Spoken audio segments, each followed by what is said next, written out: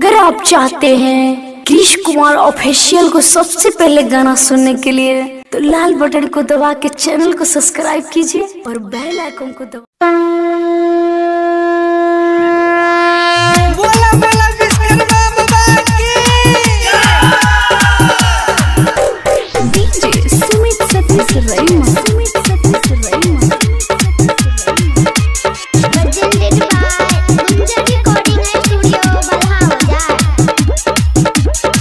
बाबा विश्वकर्मा के महिमा महान रे, जाने छे एकरा दुनिया जहान रे।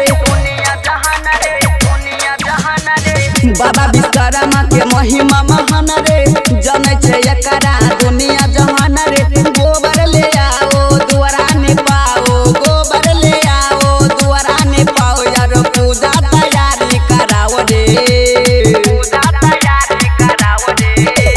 संदेव भैया के जल्दी बुलाओ रे, संदेव भैया के डीजे बजाओ रे, संदेव भैया के डीजे बजाओ रे। विश्वकर्मा बाबा की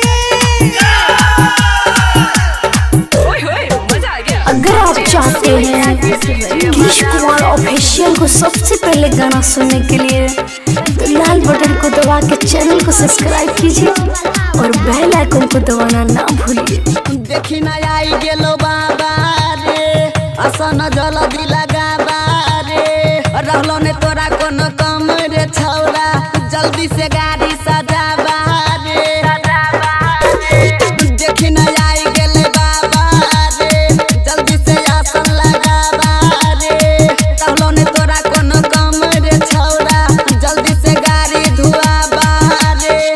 नचे वाला किए कम करे छी रे छोरा, नचे वाला किए कम करे छी रे छोरा। पहले पूजा संपन्न कराओ रे, संदीप भैया के डीजे बजाओ रे, संदीप भैया के डीजे बजाओ रे, संदीप भैया के डीजे बजाओ रे। विश्वकर्मा बाबा की ओए होए मजा आ गया। संदीप भैया के डीजे बजाओ रे।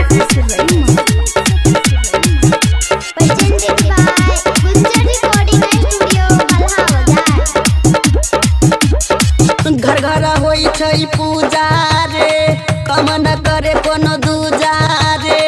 कृष्ण महंती आई गेलै रे भैया, देखबे अपन काला रे।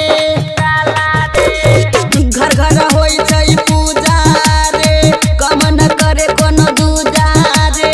रघु महंती आई गेलै रे भैया, देख रहल अपन काला रे। राइटर कहे पुन दान सुने राम भगवान, राइटर कहे पुन दान सुने रे गुलशन। काशिया के गाना बजाओ रे, संदेव भैया के जल्दी बुलाओ रे।